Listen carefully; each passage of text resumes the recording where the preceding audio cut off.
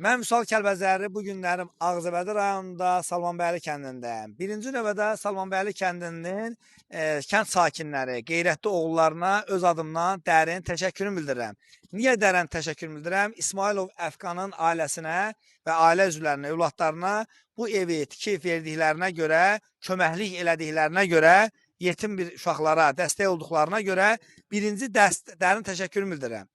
Bəli, əmisi oğlanları, dayısı oğlu, yaxınları, qohumları, əzizlərinə öz adına sağ ol deyirəm, təşəkkür edirəm ki, var olun ki, belə qeyrətli oğullarımız var.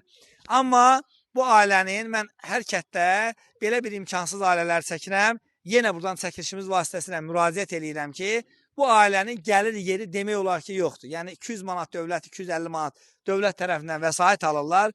O cümlədən də demək olar ki, bu ailənin özünün gəlir yeri yoxdur, alağa gedir yoldaşı. Bir şey ki, o qədər gəlir yoxdur ki, bu uşaqları, onun övladlarını özüm çəkmirəm.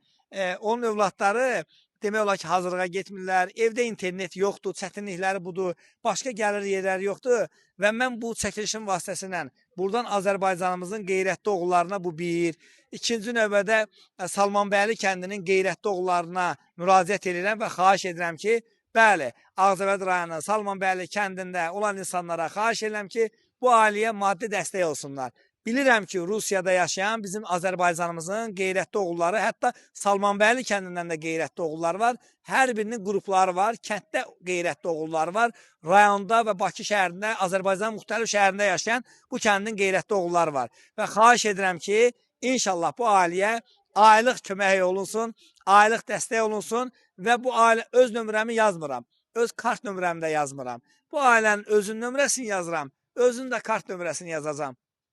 Kim istəsə bu ailəyə bir dəfəmlik də köməklik eləyə bilər, o cümlədən də aylıq da köməklik eləyə bilər, biri internetinə köməklik eləsin, biri həyətində bir quzu alıb versin, biri tövü alıb versin, biri nə bilim uşaqların dərsinə köməklik eləsin, biri hazırlığına köməklik eləsin. Biz Azərbaycan xalqı hər zaman qeyrətli xalqıq, belə bir insanlara, belə başsız qadınlara, başsız insanlarımıza, analarımıza, bacılarımıza dəstək olmağa hər zaman hazırıq. Təşəkkürlər, minnətdaram, çox sağ olun. Paylaşımları hər gün biriniz paylaşın. Görün ki, belə bizim Azərbaycanımızda kasıb insanlar var. Bu gördüyünüz evi də Salmanbəyli kəndinin qeyrətli oğulları və əmisi oğlanları tikibdir. Sağ ol deyirik.